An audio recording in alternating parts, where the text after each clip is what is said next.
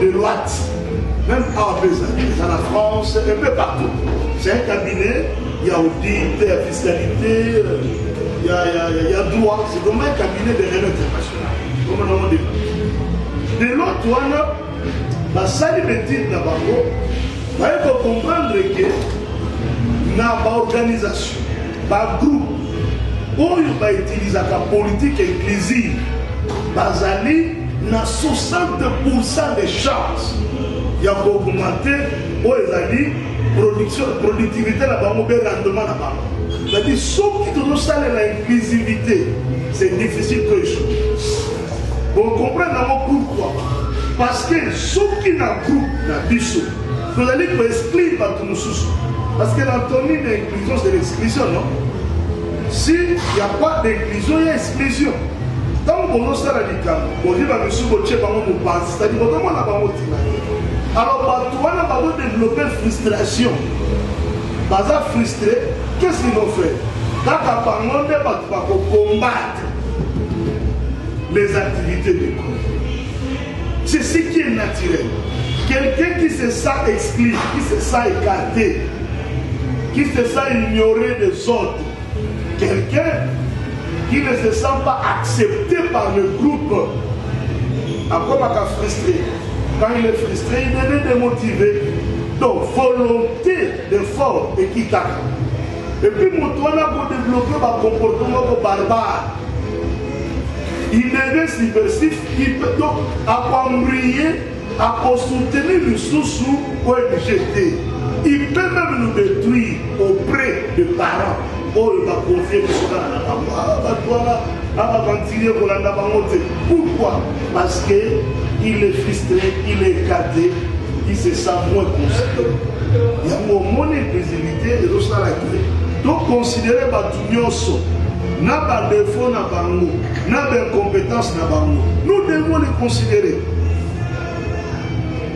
Donc, nous avons moins importante dans l'ONG Azate. Aucune personne n'est moins importante. Tout le monde est important. Même ça va. Même moi, je suis de boire. Moi, je suis de boire. Mais moi, je suis de boire. Je suis de boire. Pour ça, il y a beaucoup de boire. À quoi est-ce qu'on va aller dans la tête? Parce qu'on va comparer aussi, moi, je vais la vie avec le Manabo et le Géo.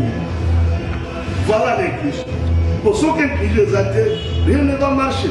Inclusion est une source de maturité. Inclusion est une source de performance. Il y a beaucoup. D'ailleurs, un professeur à l'université à Michigan, aux États-Unis, professeur Scott Pepper, c'est un professeur émérite avec toute son équipe.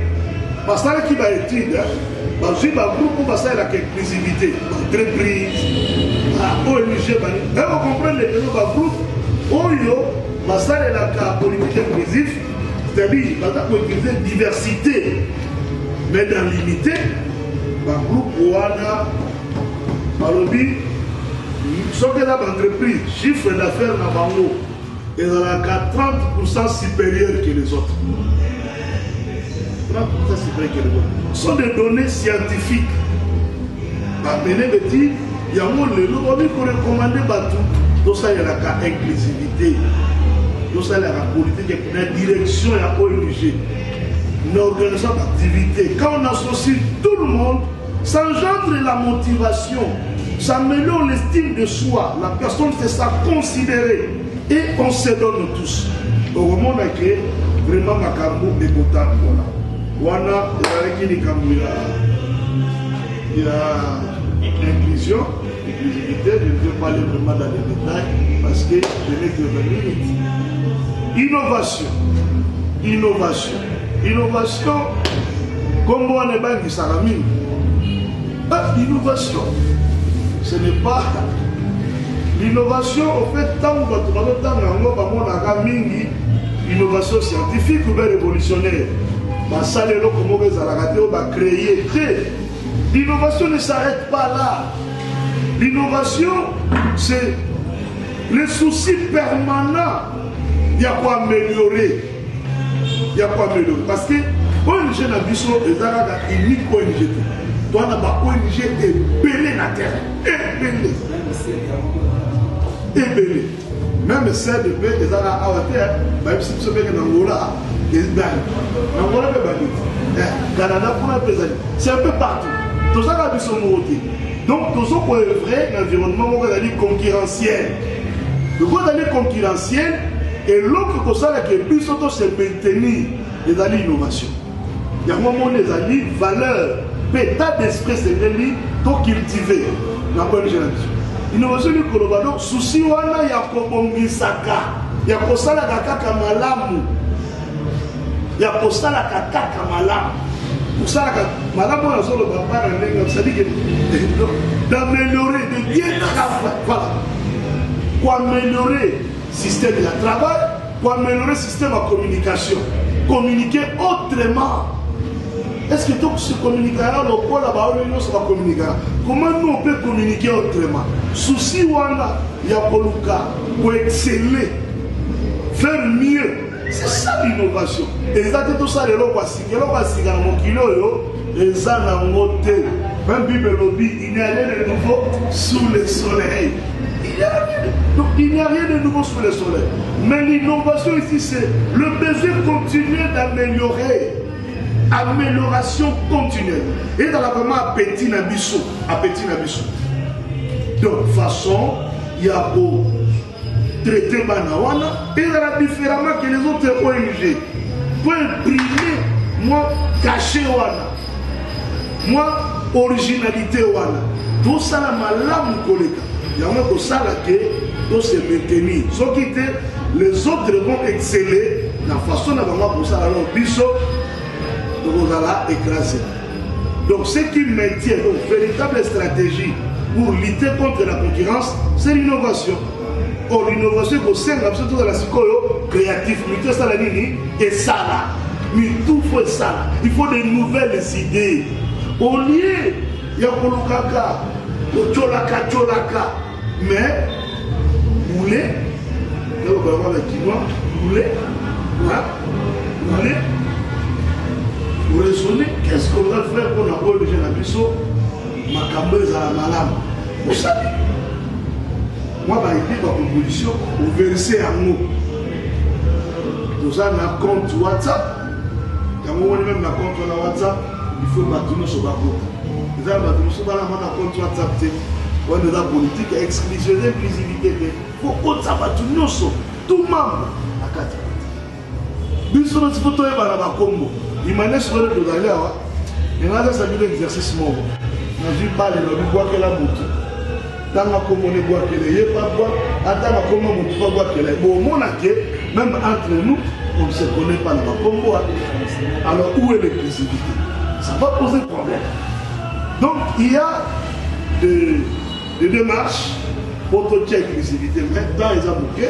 Il m'a expliqué à Blondeau, mais on va t'embarrasser sur ma bissou. Donc, pour l'innovation, on a besoin de nouvelles idées. Raisonner ou éliminer idée. Raisonner ou éliminer idée, donc au sanguissa yango, au moins on a que tambola malamu. Il faut être créatif pour innover. Voilà la babongité. Alors pour être créatif, nous devons étudier, nous devons faire des recherches. Nous devons voir ce que les autres font. Béni yango, de bongisi yango. Il y a même dans le marketing la technique de benchmarking. C'est-à-dire, vous copiez ce que font les autres et vous améliorez. C'est ça l'innovation. Est-ce que tu vois ça la pinesse? La pinesse de la cadence. Et là, c'est comme ça, toujours, et comme le col à innovation pour la mission. Voilà, et l'autre vraiment, vous allez que le Canada ONG la mission. Donc nous avons besoin de vous, parce que chacun de nous est une idée. Nous avons une idée. Alors, nous avons une idée à bien pour tout le ONG. L'idée est bien pour ça que toi, le service, pour rendre pas ma parent, toi, le système de travail, toi, le améliorer le système de travail, toi, améliorer l'image de l'habisso, pour présenter à l'extérieur, toi, améliorer le rapport de l'habisso. Tout ça, c'est de l'innovation. L'innovation ne veut pas dire tout simplement créer quelque chose qui n'existe pas. Non. Là, c'est dans le domaine scientifique. Tout existe déjà. Voilà, mes frères et sœurs, la petite intervention Oyo Nalingaki, Naloba, Nassalama commentaire par rapport à Oyo Ndeko, Nabiso Kodo principal à Tindaki. Donc, il est temps de pouvoir remettre en question. De remettre en question, si nous voulons innover, il faut remettre en question certaines choses pour éviter les statu quo, cause à la flexible, mais pour ça, pour innover. Je vous remercie. Merci.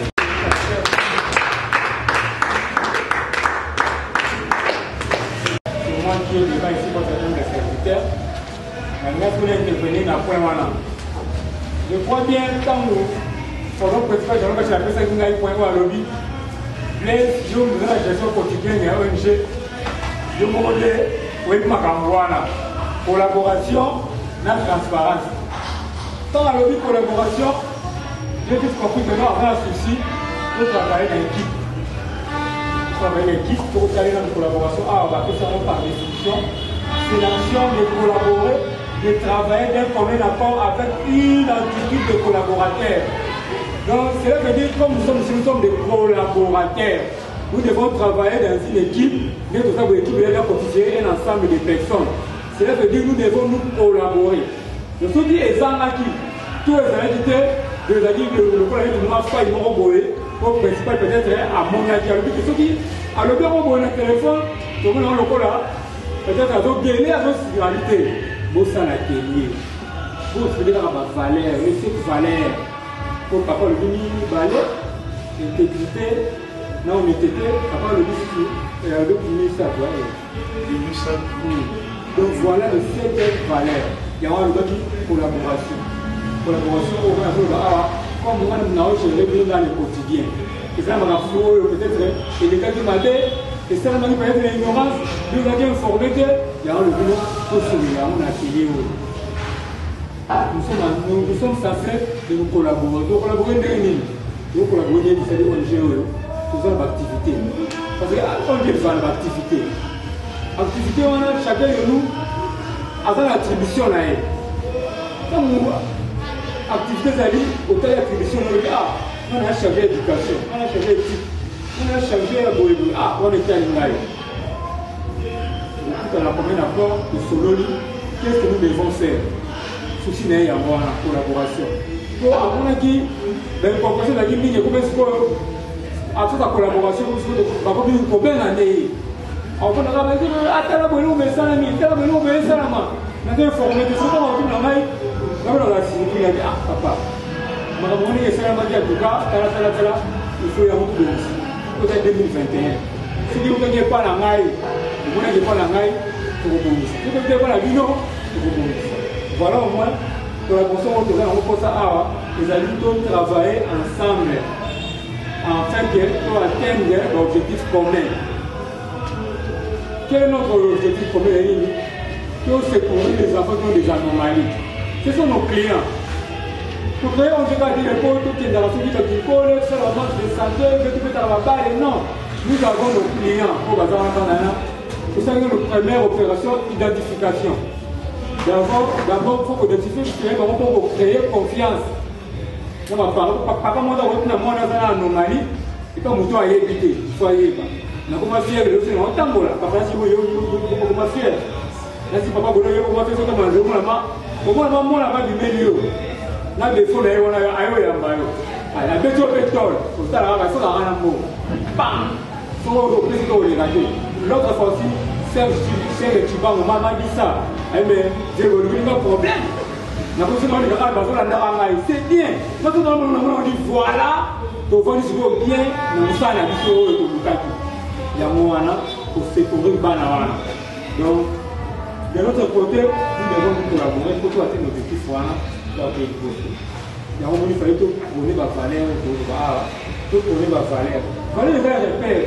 Il fallait les repères pour autant me voir. Ah, du coup, ma valeur, et c'est la fierté. C'est notre fierté. Donc, d'autres qu'on a fallu, ah, même si je pense que non, à tirer le Bamouni, ma télé, ça la main, non. Et moi, tirer le Bamouni, ma télé, tout ça, nous sommes ah, cordon bleu. Moi, je connais 10 000 vraiment 10 000 $, mais par rapport à nous, parce que non, mon Dieu, je vais vous dire, et beaucoup de gens peuvent me battre. Alors, vous savez fort, vous venez là-bas, Valère One. Valère One, vous allez vous dire, à partir de ma béquille. Nous avons pour les Valère One, on était avec un amour. Tout le monde, il y a des gens qui ont été à la source. Nous avons besoin de communication et de communication. C'est-à-dire, s'il y a une activité, j'appelle les intéressés. Papa, solo, et ça la nuit, papa, solo. Donc voilà, il faut tout travailler bien là. Donc, chaque membre, il y a un budget, il faut se sentir accepté, avec la rejeter. Pourtant, nous allons se sentir accepté, à se donner, à représenter les meilleurs de lui-même pour enlever des vidéos. Exact. Pour l'interrogation. Mais si on a dit au monde, on a fait solo, mais on a fait donc, nous voyons d'autre part, dans un mois, l'hésitation de côté, mais pour nous, on a commis au douter, on a comme dans sa inclusivité, pas intéressant à la souté,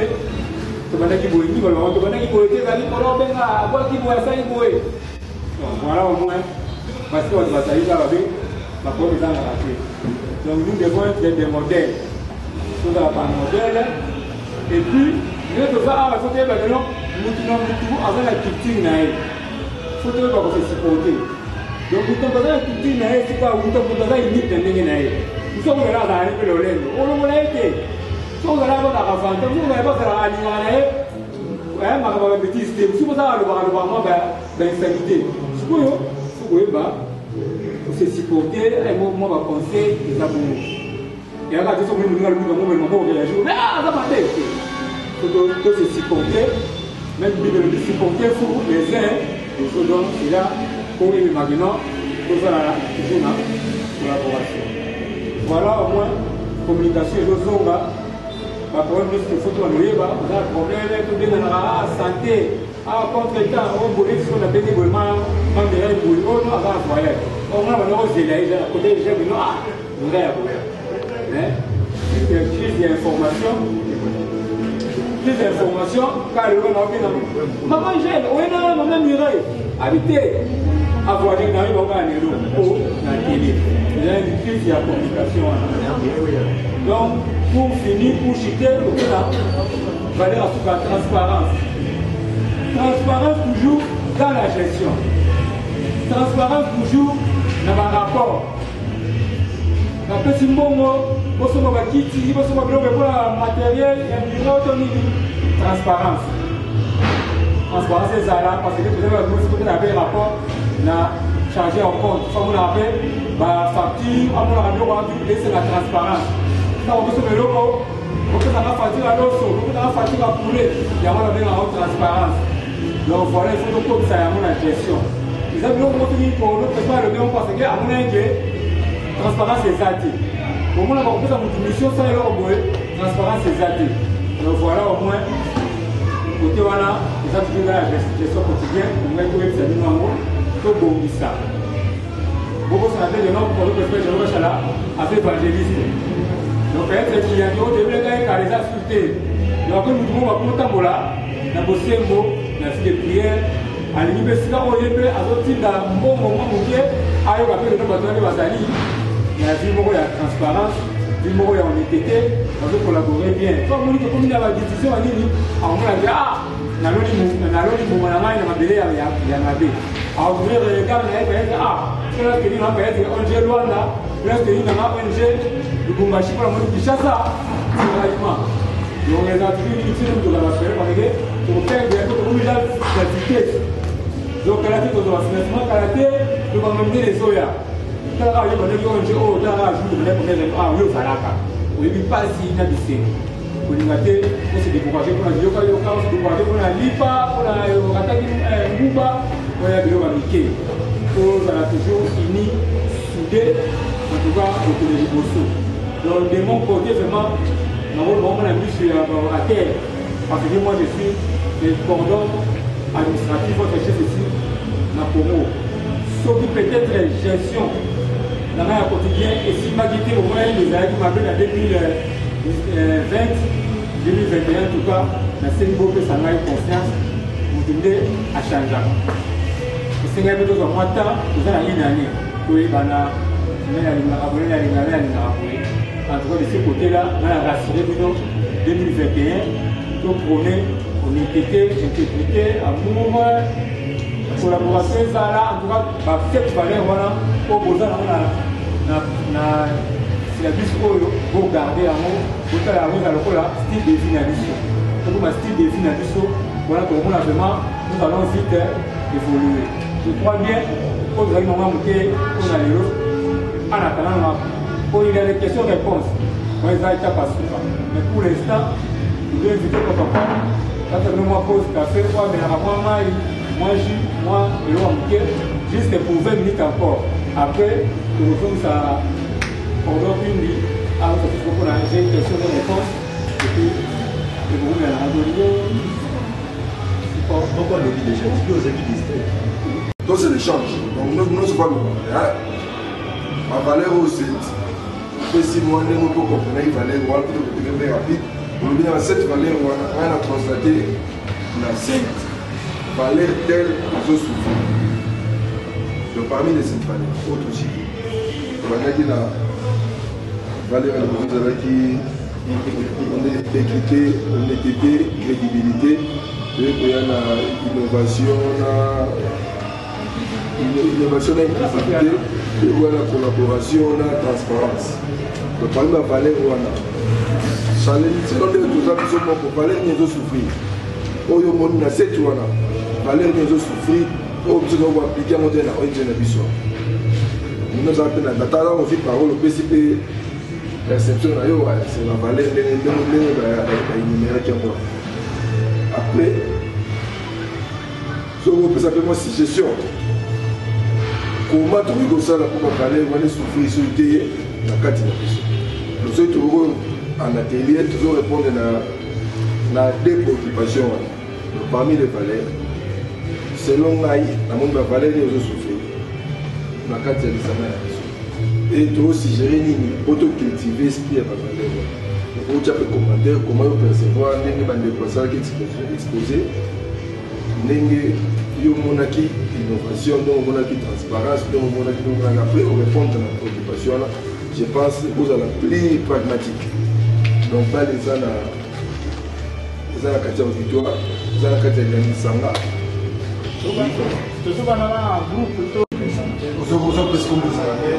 Comme on a Hubert Katanga, on a chargé la maintenance et logistique. Selon moi, il va valer au PSA du moment passe en 2020. Ils ont plus de collaboration dans le cordon administratif à l'Union.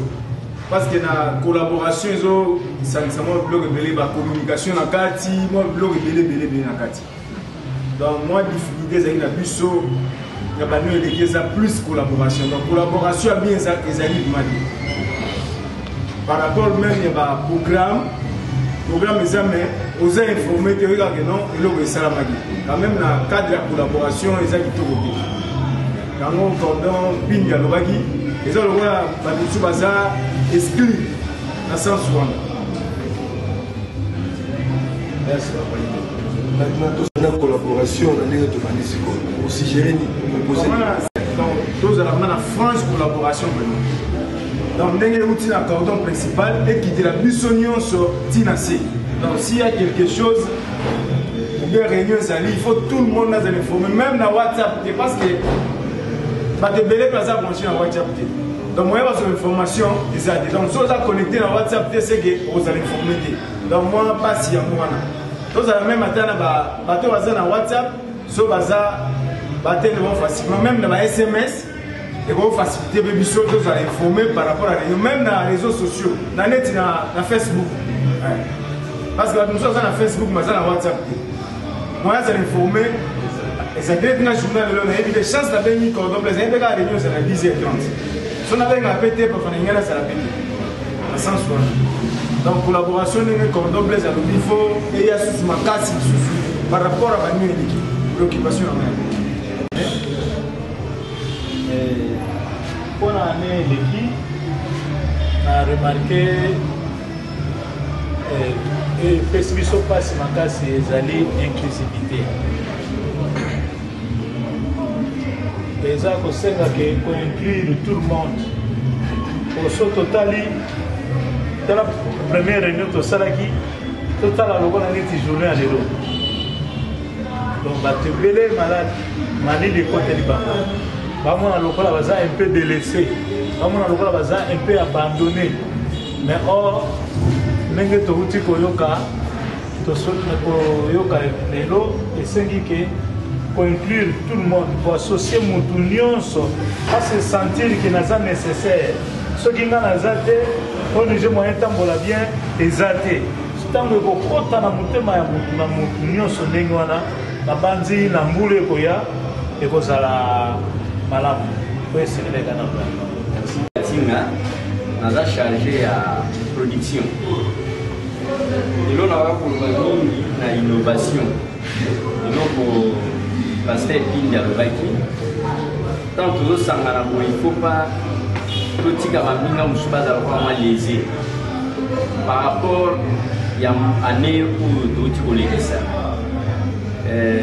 Bateau va pour l'initiative sur ma casse, si on a la ligne, on a la ligne bien, et on a la bateau, tout ça, on a la carte au Niger. De l'eau au Banzabiso, et on a la parce que bateau va se sentir, parce qu'il faut mettre. Donc il faut cordon à ça effort la communication et ça la tenir ma case. Pour nous souvent pour moi que deux trois activités à Boïsalami, à Yoki à Moupété, à Yebi à Moupété, comme ça pour se sentir que ah Naza Benza utilité na kati ya Niger. Donc il faut communication parce que quand les mêmes gens on va passer à fausse information na ba parents ya bana oyo bazalo ko la produit na biso que non au Niger wana bazaba bactéries au Niger wana ndeza wana boye bazako na boye bazo bénéficier na bana na bilo abandi ko même information ya mabe parce que azo se sentir que na kati au Niger a dans la place qui or que communication de mutu et manka qui donc faut créer amour ya makasi aux ala pena malam mingi donc intervention na moi les amis zalai c'est Richard. Quant à moi, et le Rokunda et tout ici, les gens ne sont pas sur le but. On est chez eux qui voient les mots. C'est-à-dire communicateur, on a dit ça avec au sens où ça. Donc on a fait sa faute dans le communicateur. C'est-à-dire que on a fait ça cause et communicateur a été béni chaque fois. La motivation est dans la communication chaque fois. Même quand on a été mon monde, on a au CP. Donc, deuxième des choses, le communication sur ma casse en 2020. C'est d'abord la transparence. Il n'y avait pas vraiment de la transparence entre nous. C'est-à-dire quand on est comme un autre transparence, c'est ça dans la catégorie. Donc, l'histoire se fait tout ça irréprochable. C'est-à-dire que les gens qui sont là, les gens Toyoki, tout le monde dit comment on peut bien citer, c'est pas une casse. Donc, des points dans le bas. Moi, je vais pour Bao Banda pour les bossos, c'est-à-dire qu'on va passer l'invisibilité. Mais quand il fait aux hommes, souci. Ayoki Awa, et l'autre est beaucoup fait moi. Donc, communication, c'est qui souhaité. À mon avis, pour le coup de la communication, pour éviter, mais innovation, c'est qui est la carte de ONG principale à ça. Non, principal, il peut se passer à l'été. Nous avons atteint à 50 unités ou 20 unités dans les mois. Mais ça, il est et ça, tu as aussi un cordon administratif, tu es dans un bon, il n'y a pas ça à la cocaïne. Donc, tout ça, tout ça, dans moins unité, il faut que tu passes à une soit à ce pour les bouts parce que les gens peuvent aussi avoir un bon. Pour les bouts, en tout cas, on a des points pour Bibiso, transparence. Et puis, transparence, on a pour le cas de un cordon, Blaise Alobi. Il manquait d'autres choses. On a le principal à ce qui a attaqué. Chaque fois qu'on fait une telle activité, tu dois avoir soit des récits, soit des factures. Non, bon, pas tellement dans les fonds. Là, j'ai touché un point. C'est-à-dire, transparence, on a vu sur le babana dans mon dos. Si non, ma faute, ça a été. Et là, on se souvient que ça, Toti Kabilo, il y a un chichotement. Entre nous, tous avons vraiment transparence, tous avons chichotement, tout ça. Si vous avez un peu de temps, vous avez vraiment, oui, c'est clair, pour moi, c'est clair. Donc c'est ça bon, et donc évolution en 2020. Transparence, tu manques pas inclusivité dans la société. Na ba OP toujours c'est la toko ça va adhérent. Donc tu as un moyen de faire mais tant ba yeba ko nga bino bolia ka bino moko. Les gens ont souvent message. Donc en tout cas, il y a une transparence. Il y avait aussi manque d'innovation. Quand on dit innovation, ça dit mutation c'est la caca à saler là. Même dans biso mokopé, tu vois tu as une innovation à caisse.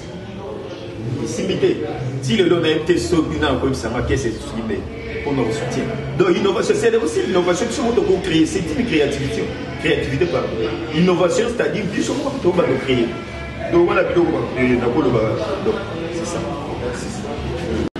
L'année 2020, et là, on va parler sur la transparence et la collaboration. Franchement, on a déjà alors, on va maintenant forcer sur ce point-là, collaboration et transparence. C'est un mauvais briefing, pas autopsie. Par rapport à ma valeur, tu vas prendre par rapport à tes livres, tu vas voir. On aura 2 ou 3 semaines. Dans les besoins qui sont intégrés, on ne connaît pas. Question majeure, il fallait te répondre dessus. D'autant qu'on va parler de commencer avec l'intervention. Mais moi j'avais voulu une préoccupation d'écho. Mais il fallait la question-réponse. C'était qu'exposant au Bongo, c'était pas aussi, on n'avait pas besoin de ça. Alors quand on a un dictionnaire, on a une définition d'intégrité. La valeur, c'est ce que nous avons le plus précis dans le cadre de la structure de la mission. C'est tout le monde aura un combo, mais ils ont un concept très très fondamental. Et ça, c'est la base pour tout ça, là, pas vers l'émotion. Donc quand on a l'intégrité, mais il fallait se poser où il fallait tout arriver à rater. Même si comment tout ça, pour tout ça l'intègre. Donc le débat fallait être orienté dans ce sens-là. Et non se limiter à l'intégrité, non. Moutako Zala, l'intégrité négénie. C'était ça ce qui était au moins fondamental. Mais ça, je ne serais pas ça qui il y a aussi la vision malam. Donc, intégrité, c'est ça d'abord dans mon tuyé mot. Il y a une valeur ça dit par exemple aux Européens. Ça se vit en soi-même d'abord. Avant, et ma paille à tout le entourage. Donc c'est d'abord à soi-même. Ce qui est cultivé à mon monde, il va se manifester, on est été béni, ça se vit à soi-même. Lorsque je chaque fois qu'il fallait toujours dans deux aspects. N'importe au petit Bible, au y qu'on a cas concret. Comment dans le cas de structure, cas concret, exemple concret, par rapport à Bisso, par rapport aux des aspects toujours exposés, c'est-à-dire par rapport à Bano, il y a des parents, tout travailler là-bas. Donc, trois volets, là c'est pour l'intervention des libérés. Genre l'activité vous allez libérer pour permettre de enrichir l'intervention de Bisso, na bamikolozali koya. Na pas échappé na innovation na volet à moko. Par rapport à l'innovation, l'innovation c'est vraiment très valeur sur la casse. Donc nous sommes obligés de réfléchir sur tout le monde. Tout s'arrêter à un niveau de slogan. Il y a une définition. D'ailleurs, pour t'intermédiaire, le pasteur Pinda Fola qui a même moi piste, bien. Ceux de présent qui ont moins chance, je crois qu'on allait vraiment bénéficier de moi, ma camoura, ma lame. Mais heureusement, tout ça, le programme Pinda sont changé. Innovation d'abord, et un processus. L'innovation, c'est-à-dire processus organisationnel. Et que vous avez la Katicom et que vous avez Libanda. Ils ont délibéré. Bisso Mongo to délibéré dans le processus. L'organisation a dit non, pour prendre ma décision, surtout staff.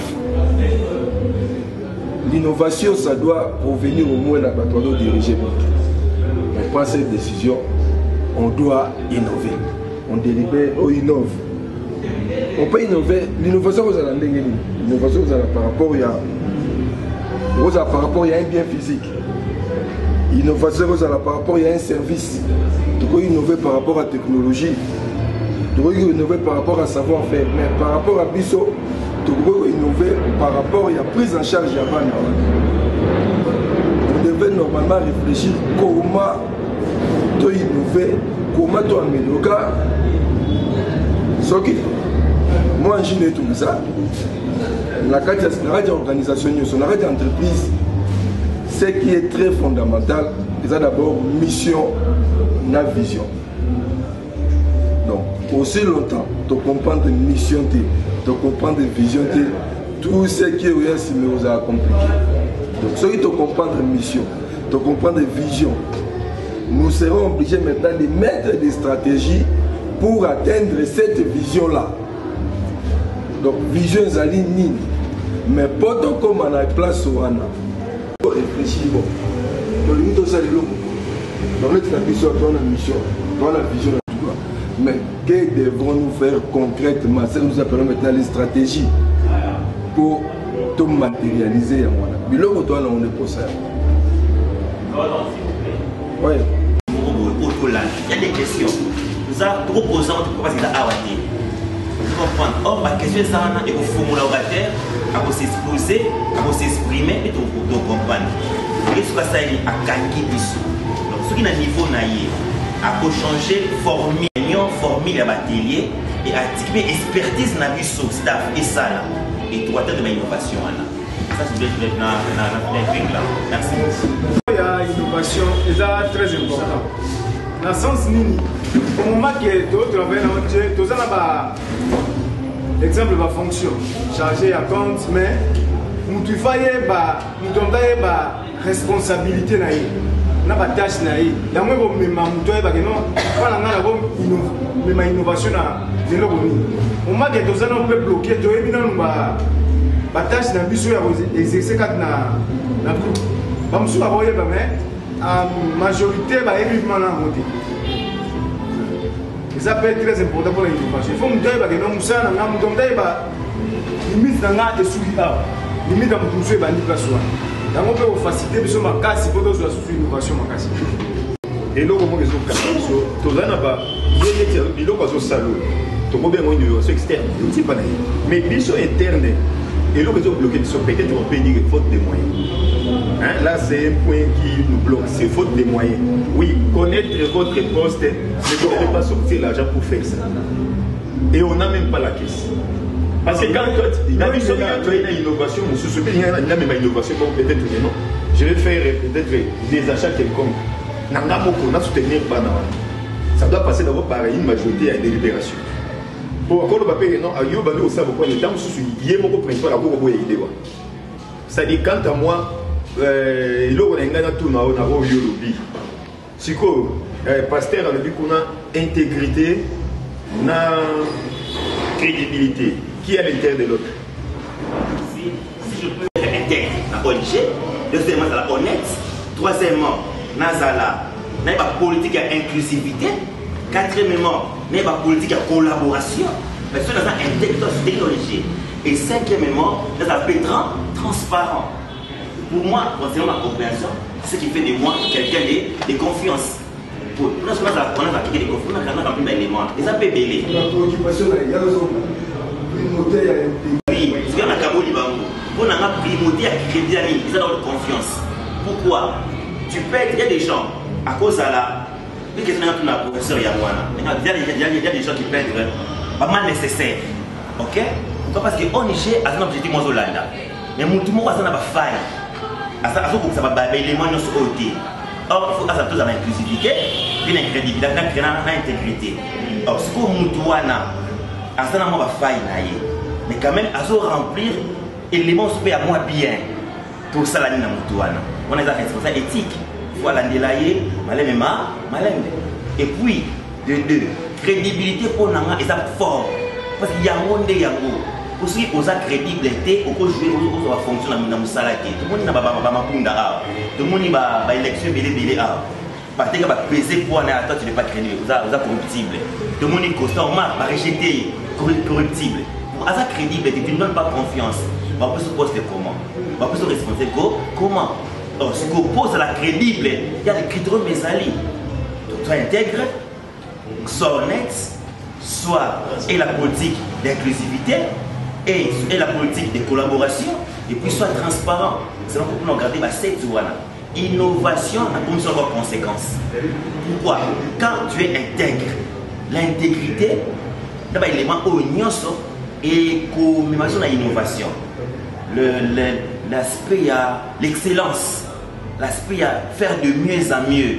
Pourquoi? Parce que tout ça intégrité, tout ça honnêteté, mieux en mieux et royauté. Excellence et royauté. C'est ça au moins. C'est pourquoi on a innovation et sa conséquence. Donc, après innovation, le développement. Donc, ce que sur le intégrité, et ça est et même sur le développement. Vous comprenez? Pourquoi? Parce que ceux qui, donc crédibilité plutôt, pourquoi? Parce que ceux qui osent crédibles, ils ont une notion de bonne gestion. Ils ont une notion de bonne gestion, ils ont une notion il y a un bon gestionnaire. Or, la bonne gestion nous amène au développement. Donc, ce sont des variables, conseil vous avez complété. Ça c'est complété.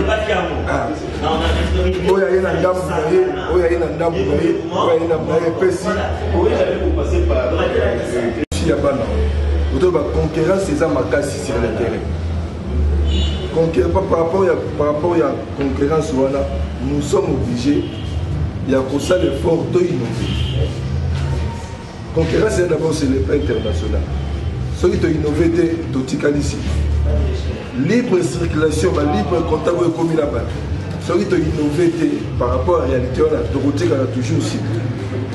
Évolution rapide de la technologie, vous avez le monde de l'eau. Ceux qui peuvent nous serons toujours bloqués. Et le robot, ce n'est pas moyen, ça bien. Mais on va bien, je pense que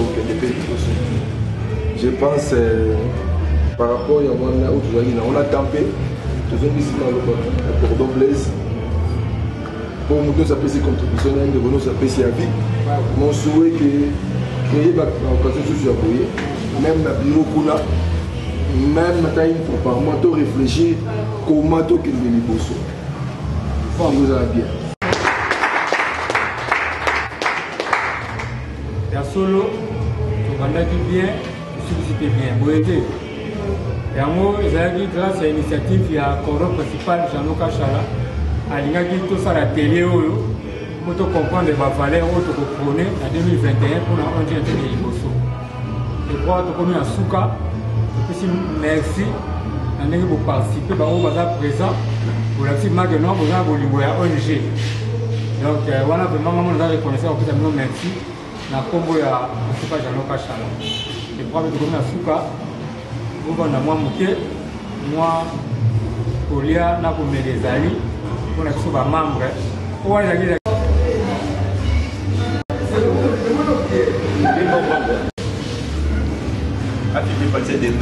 Voilà.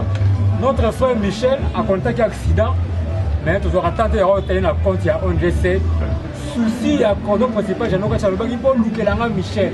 Cordon principal, Michel Yé. Il y a après la télé, l'épisode de le samedi le 30 janvier. Nous sommes une équipe à ONGC.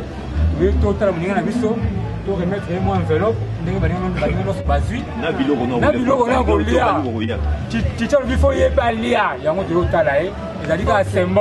le reste c'est un mot principal. Voilà, c'est payé. Ok, en tout cas, c'est un mingi pour Tanyo Solazwa qui accident. ONGC de Tika Kingate. À tout moment, Babande Roleka l'hôpital. Cordon Coco, Cordon Katina, Bandeko Musula Asi, Yomo Komona qui n'a pas image. En tout cas, ma prière, na bino, chaque fois que tu vas sola. Et ça, là, Kenzambe pas sali, le Koloango est comme il y a quantité, na comme tambola na bois qui est abeki.